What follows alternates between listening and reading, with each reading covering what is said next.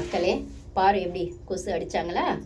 பின்ன நீங்கள் வந்து வெளிலேருந்து பார்த்துட்டு வந்து ஒரு நாளைக்கு உங்கள் தைரியம் இருக்குமா, ஒரு வாரம் இருக்குமா, 10 நாள் இருக்குமா மிஞ்சி போனால்? இல்லை டீம் வந்து எழுதி கொடுத்து ஸ்கிரிப்ட் எழுதி கொடுத்துருப்பாங்களே, அந்த சரக்குலாம் மிஞ்சி போனால் 10 நாளைக்கு அப்புறம் காலி ஆயிடும். அந்த பொண்ணு 4 வாரமாக நிற்கிது, மென்டல் ப்ரெஷரில் நிற்கிது.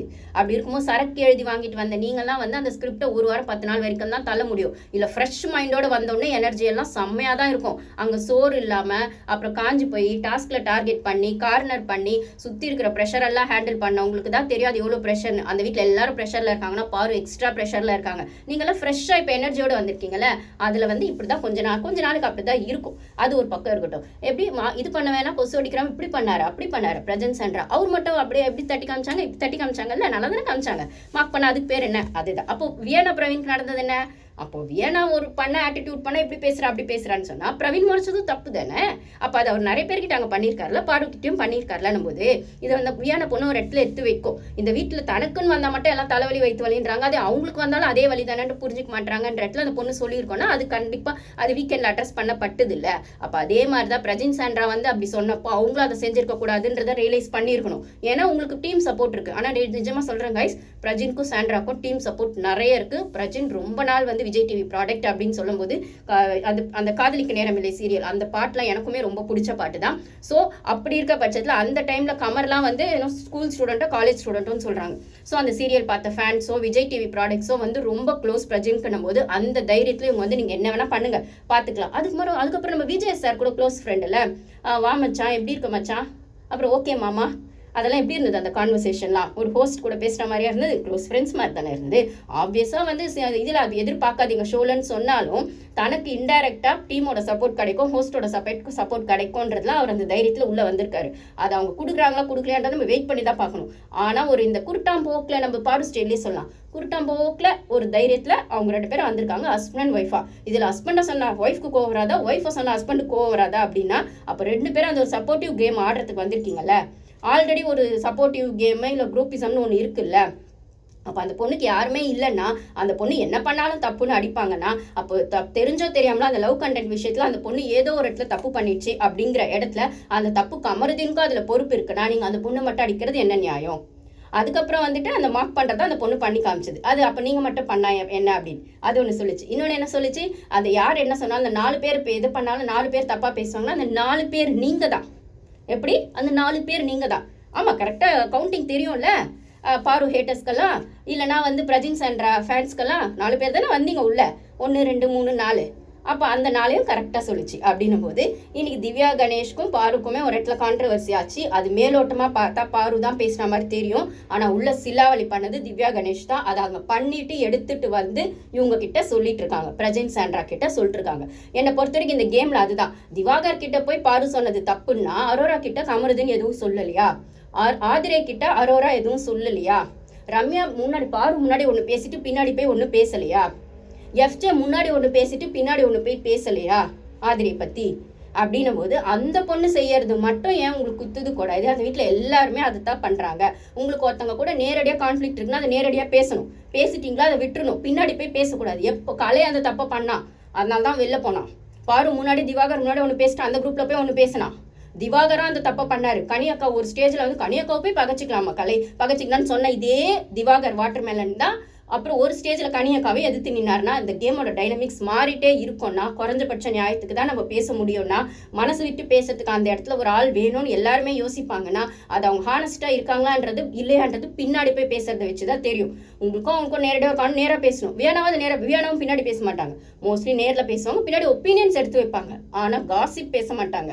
ஒப்பீனியன்ஸ் ஆர் நாட் ஃபேக்ட்ஸ் அப்படிங்கிற இடத்துல காசிப் பேசும்போது ஒருத்தங்களை தப்பாக ப்ரொஜெக்ட் பண்ணுறதாகும். அந்த குரூப்பிசமில் அது பண்ணலையா? இப்போ திவ்யாவை நான் திவ்யா ப்ராமிசிங் கண்டஸ்டண்ட்டாக இருப்பாங்கன்னு நினச்சேன், பட் ஆனால் அவங்களும் அதே தான் பண்ணுறாங்க. அந்த பொண்ணு முன்னாடி ஒன்று பேசிட்டு பின்னாடி போய் ஒன்று பேசுகிறாங்க. அந்த பொண்ணு நைட் வந்து ஒப்பீனியன் கேட்டது உண்மைதான், திவ்யா கணேஷ் வெளில எப்படி போகுது என்னன்னு. அப்போ ஒரு இடத்துல அவங்க என்ன சொன்னாங்க, உங்கள் அம்மாலாம் இதை பார்த்தா என்ன நினைப்பாங்க அப்படிங்கிற மாதிரி சொன்னோன்னே அந்த பொண்ணு கொஞ்சம் ஹர்ட் ஆயிடுச்சு. ஏன்னா அந்த பொண்ணு ஆல்ரெடி இதை நிறைய இடத்துல பதிவு பண்ணியிருக்கு. பாரு தப்பாக போனால் வெளில எப்படி போகணும்னு உனக்கு தெரியும், யாருக்கு அதிக பாதிப்பு இருக்குன்னு சொல்கிற இடத்துல எனக்கும் தான் பாதிக்குன்னு சொன்னான். யார்? இந்த கமருதீன் சொன்னான். ஆனால் பொண்ணுங்களுக்கு தான் அதிக பாதிப்பு இருக்குன்றத அந்த பொண்ணு மீன் பண்ண வந்துச்சு. ஆனால் இன்னைக்கு அந்த பொண்ணு தைரியமாக இருக்குது, இப்போ என்ன சரி வெளில போயிருக்க நான் பார்த்துக்கிறேன், என் வீட்டில் என்ன புரிஞ்சுக்குவாங்க அப்படின்ற இடத்துல அந்த பொண்ணு இருக்கு. காலையில் கமருதீன் பயந்தாங்கோலி பயந்துட்டாரு சார், இல்லை தப்பா போயிடாது, எப்படி சரி பண்ணுறதுல கேமராவில் பேசினா சரியாயிடுமா அப்படி இப்படின்னு பம்புறாரு திவ்யா கணேஷ் கிட்ட, புலம்புறாரு. அந்த பொண்ணு எல்லாம் பண்ணிட்டீங்க, இப்போ இது பண்ணாலும் சரி பண்ணாது, இனிமேல் கேம் எப்படி ஆடணுமோ ஆடுங்க அப்படின்னு சொல்லிட்டு உள்ள பாரு எப்படியோ அவங்களுக்கான அந்த ஹீலிங் ப்ராசஸ் அவங்களே பண்ணிடுவாங்கன்றது தெரியும். அது மாதிரி நைட்டு எல்லாம் யோசிச்சு தூங்காமல் ஹீல் பண்ணிட்டு காலையில் பாரு, வியானா, திவாகர் இவங்க 3 பேரும் தான் உட்காந்து ரொம்ப நேரம் ரூமில் பேசிகிட்டு இருக்காங்க பெட்ரூமில். மற்றவங்க எல்லாம் அந்த என்ன சொல்கிறது கல்லா கட்டுற மாதிரி வந்து கலன்னு அந்த அமக்கலம் பண்ணுறது பாட்டு பாடுறதுன்னு பண்ணிட்டு இருக்காங்க. ஏன்னா பாரு அடிக்க தான் இவங்களுக்கு ஒரு ஆள் சப்போர்ட் கிடச்சிட்டாங்களா, அதுவும் புருஷன் பொண்டாட்டியே டபுள் சப்போர்ட் கிடச்சிட்டாங்களே, டபுள் தமாக்கா டபுள் போனஸ் மாதிரி. அதெல்லாம் வீடே கொண்டாடிட்டு இருக்கு. பாரு எதுக்கு ஒரு ஆள் வந்துட்டாங்க அப்படின்னு சொன்னோன்னே அப்போ வந்து இவங்க 3 பேர் வெளிலே வரல, ஒரு வெளில வரல மீன்ஸ் மேக்கப் போட்டு உட்காந்துருக்காங்க. பாரு, வியானா, திவாகர் 3 பேசிட்டு இருக்காங்க. ஓகேங்களா. அப்போ வந்து திவ்யா கணேஷ் கமருதீன் கிட்ட பேசிட்டேன், அவர் பயந்துட்டாரு. அதனால அவர் சமாதானம் எங்க அவர் பயந்தாரா, அவருக்கு சமாதானம் சொல்லுங்க. இந்த பொண்ணு வந்து பயப்படுறேன்னு சொல்லிச்சு, எனக்கு சமாதானம் சொல்லுன்னு சொல்லிச்சா, அந்த பொண்ணுக்கு தெரியும் எப்படி வாங்கின அடியிலேருந்து வெளில வரணும்னு. அப்போ அந்த இடத்துல வந்து திவ்யா கணேஷ் வந்து என்ன நேற்று நடந்ததை நினச்சிட்டு உண்ணாவிரதம் இருக்கீங்களா, எப்படி நேற்று நடந்ததை நினச்சி உண்ணாவிரதம் இருக்கீங்களா, எங்க உங்களுக்கு ஒருத்தவங்க சாப்பிடலன்னு கவலை இருக்குன்னா, அவங்களுக்கு ஹர்ட் ஆயிருக்கும்னு கவலை இருக்குன்னா என்ன பாரு இன்னும் சாப்பிடலையான்னு கேட்கறதோட நீங்கள் நிறுத்திக்கணும். அந்த பொண்ணு உண்ணாவிரதம் இருக்கு இல்லை நேற்று நடந்ததை நினச்சி ஃபீல் பண்ணுது பண்ணல, அது அந்த பொண்ணு பிரச்சனை. நீங்கள் ட்ரிகர் பண்ணுற மாதிரி ஒரு கேள்வி கேட்டேனே பாரு கரெக்டாக சொல்லிட்டாங்க, இது மாதிரிலாம் பேசாதீங்க.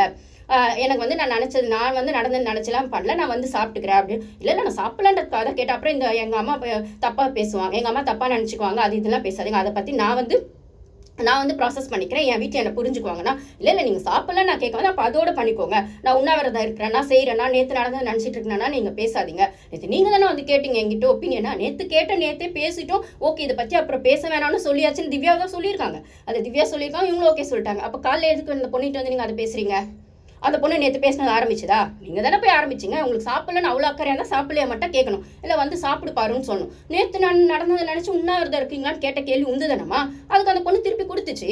அதெல்லாம் பேசாதீங்க, நீங்கள் பேச வேணாம்னு சொன்னப்பறம் நீங்கள் ஏன் பேசுகிறீங்க அப்படின்னோடனே இப்போ அந்த ப்ரொமோலேயே அந்த திவ்யாவை தான் வச்சு செஞ்சுது. அப்புறம் அந்த கோலத்தில் தான் திவ்யா கணேஷ் அவங்க பேசியிருப்பாங்க ப்ரொமோவில். அது என்ன நாங்கள் பார்க்குற மாதிரி எதுவும் பண்ணலையா, நீங்கள் தான் பார்க்குற மாதிரி எதுவும் பண்ணலையே அப்படின்னு சொன்னீங்களேன்னா, நாங்கள் என்ன பண்ணுறோன்னு எங்களுக்கு தெரியும், அதை நீங்கள் சொல்லாதீங்க அப்படின்றது. அப்புறம் இந்த சொசைட்டியில் 4 பேர் 4 விதமாக பேசுவாங்க, அந்த 4 பேர் நீங்கள் தானே அப்படின்னு வச்சுன்னு அந்த கேள்வி கேட்டதில் திவ்யா கணேஷ்க்கும் பாருக்கும் காலையில் நடந்த இந்த விஷயங்கள் தான். ஆனால் வெளியில் நாளைக்கு 1 hourல இதை காட்டுவாங்களான்னு தெரியாது. பாரு கத்தனதை மட்டும் காட்டுவாங்க. திவ்யா கணேஷ் நியாயமாகவே அவங்க கிட்ட பாரு கிட்ட பேசியிருந்தா அதை அங்கோட ஓப்பனாக விட்டுருக்கணும். ஆனால் அதை எடுத்துகிட்டு போய் நீங்கள் பிரஜின் சாண்ட்ரா கிட்ட சொன்னோன்னே பிரஜின் சாண்ட்ரா நான் சொல்லிட்டு பொண்டாட்டி தாஸ்ல தாங்க அவர் ப்ளே பண்ணுவார். நீங்கள் எப்பயாவது ஒரு இடத்துல பாருங்களேன், பிரஜினும் சாண்ட்ராவும் தனியாக எங்கேயாச்சும் உட்காந்து தனித்தனியாக அவங்களோட கேம் ஆடுறாங்களான்றது பாருங்க. அதே மாதிரி இப்போ ஒரே கண்டஸ்டண்ட்டாக கன்சிடர் பண்ணுவாங்களா, தனித்தனியாக கன்சிடர் பண்ணுவாங்களான்றது இன்னும் இவங்க ட்விஸ்ட் வச்சிருக்காங்க, சரியா சொல்லலை. எனக்கு கேட்டால் எப்போ வேணா எந்த கேம் ஒரு டாஸ்க்கு இப்படி சொல்லுவாங்க, ஒரு டாஸ்க்கு அப்படி சொல்லுவாங்க, எப்படி வேணா சொல்லுவாங்க. அப்படின்னும் போது ஒன்றும் இல்லைங்க, காலையில் அந்த மேக்கப் செட்டெல்லாம் வந்துச்சு, அந்த மாய்ஸ்சரை வெளில அமைச்சிருப்பாங்கல்ல நியூ கண்டஸ்டன்ஸ்க்கு அந்த மாய்ஸ்சரைசர் க்ரீம் அப்படின்னே அவருக்கு எந்த க்ரீமை எப்போ போடணும்னு தெரியலையாமா. பொண்டாட்டி கிட்ட தான் கேட்குறாரு.